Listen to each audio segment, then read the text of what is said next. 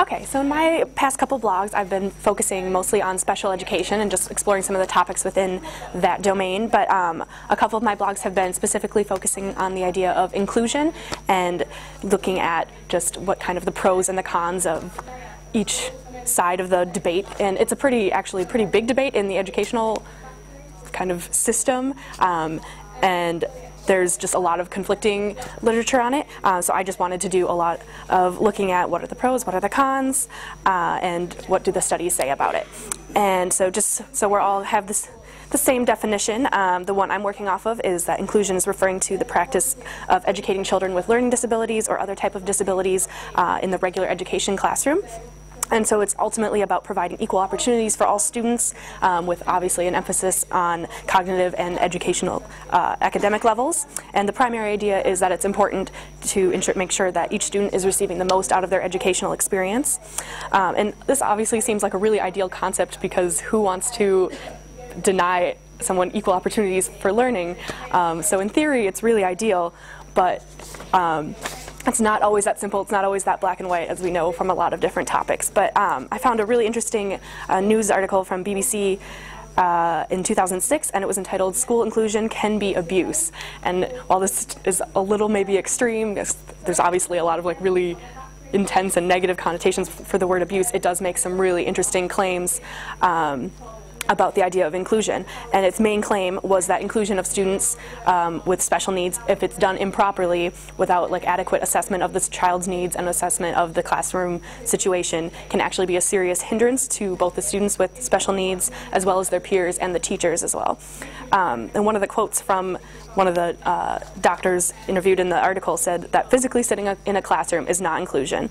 And that was their one of their main ideas, was that it's not enough just to have them in the classroom if they're not being engaged, if they're not actually learning anything. Because an inappropriate situation from a social and a cognitive level for these students is not just ineffective, but it's also, that was their idea, was that it was borderline abuse, because they could be receiving more engagement, more interaction and everything in perhaps a different situation, and to deprive them of that was their idea of abuse. So while the word itself is maybe a little extreme, it does bring up some pretty interesting points.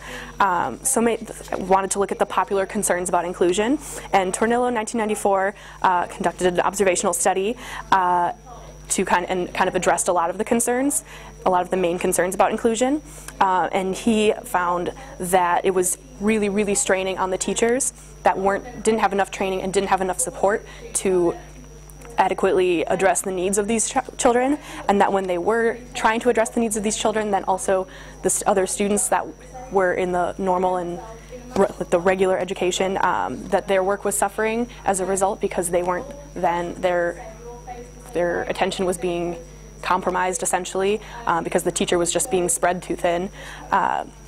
And so it just was straining on the teacher, not adequate attention to the special needs students, and not adequate attention for the regular students either. So it was their conclusion that it wasn't really an effective learning environment for anyone. Other general concerns about inclusion in education is that a lot of the shifts, it's a concern that the shift towards inclusion isn't necessarily for the benefits of the students, but maybe perhaps for the benefit of the school financially, because obviously if they can allocate less money to resources for special needs students, if they can just use what they have in mainstream education, then it's obviously more financially beneficial, and that's, I know, a lot of educational issues come back to not having the monetary resources for it. So it's a concern that maybe that's more of a driving force than perhaps the actual educational benefits for the students. And it's also a concern that if the resources for these special needs students are diluted across the school instead of concentrated, like if they would be in a special education classroom or a resource room, that perhaps the dilution of these resources is weakening the education that they could be receiving. Whereas if it's concentrated, it's obviously a lot a stronger environment and more able to address the needs of students. And then obviously parents are very concerned about inclusion a lot of the time, that their special needs child isn't going to be receiving an adequate amount of attention, and their needs aren't going to be addressed appropriately. But there are a lot of supporting ideas about inclusion as well, so I'll address those now. Sapon-Shevin from 1994, and as well as Ringer and Kerr from 1988, concluded that students could be educated adequately without segregation or isolation from their normal peers. And that as well, Will from 1986 found that inclusion also avoided the labeling effect, which in this case was the act of being labeled special, which was lowering expectations and self-esteem. And so by including all the students in the mainstream classrooms, they were avoiding this entirely, so that was a positive for inclusion. Other general support for inclusion is that the pull-out programs where you're still in the mainstream school, but you're being pulled out into like resource rooms and things, and then coming back to the mainstream classroom every once in a while. It's supported that this is an inconsistent and fragmented type of education and leaves the students feeling that they don't necessarily belong anywhere.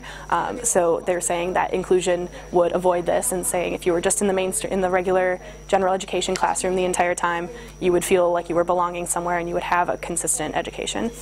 And another supporting argument for inclusion is that divided education doesn't necessarily prepare students for the real world, because the real world isn't divided into disabled and normal. You just have to everybody has to kind of work together and adjust and accommodate as it is. So that's kind of just one of the general supports for it. Wiener and Tardif from 2004 conducted a study that looked at effects of 4 different types of special education environments, and they had 2 inclusive environments and 2 non-inclusive environments. And the inclusive ones were like full-on inclusion, and then there was in-class support, so they had staff members in there helping. And then the non-inclusive ones were a resource room as well as self-contained classrooms, so they weren't part of the mainstream environment at all.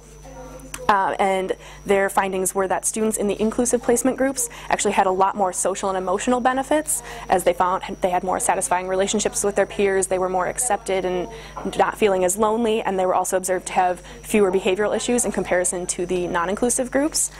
So there's obviously a lot of social benefits to the inclusion. But it's pretty apparent that it's a really complex issue, and there really isn't any literature that specifically says this is the right way, this is the wrong way. They all kind of address the positives and negatives of each side.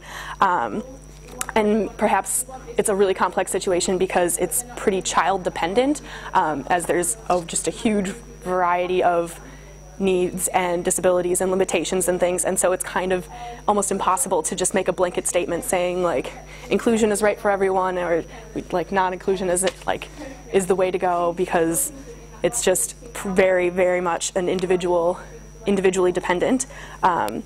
So I think then there needs to be a shift both in attitudes, because there was findings that teachers and administration attitudes actually do have an effect on the effectiveness of inclusion. So if the more positively the teachers and administrations are towards inclusion, the more effective it is for the students. So there needs to be a shift in that, and I also just believe there needs to be a shift in resources, in that there needs to be more options available. So the options should be available for inclusion for students that it would work best for them, but there should also be resource rooms and things available for that. So I just think that maybe a mixture is really still the best way, so that it could accommodate every student's needs and everybody could achieve the optimal educational experience. So that's all. Any questions? No? Yeah? So do you think the ideal situation is more individual classes with special educational needs, or individual tutoring in itself? So obviously there might be different levels within Right, yeah, I do believe that it's really individually dependent, so I think it just is depending on the specific needs of the individual. Maybe just the individual tutoring would still be sufficient, but I've worked in a couple of special needs classrooms, and and they were sort of mainstreamed, it was the kind of the pull-out system, so they had their friends in the main classroom, but I found that they were still receiving a really good education in the resource room where there was a lot of staff available. So I'm still kind of more for the resource room area, because it seemed like it wasn't they weren't disrupting other learning environments that way, and they also kind of had bonds within the students that were in the resource room too. So I didn't find that to be necessarily a social hindrance at all. So I think that's still kind of my opinion, but it's just kind of, I think it just really does depend on the child. So yeah.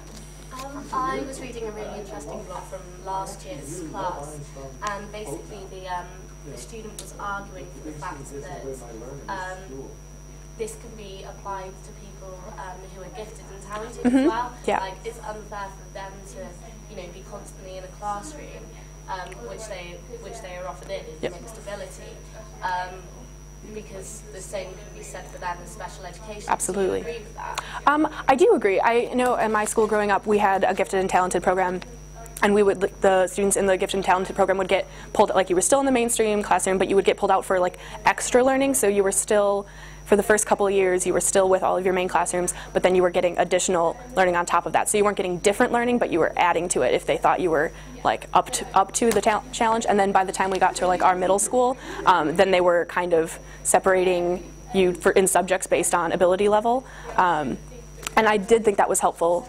So yeah, maybe inclusion in that sense can be applied, or like separation could be applied to that as well. So good point. Thank you.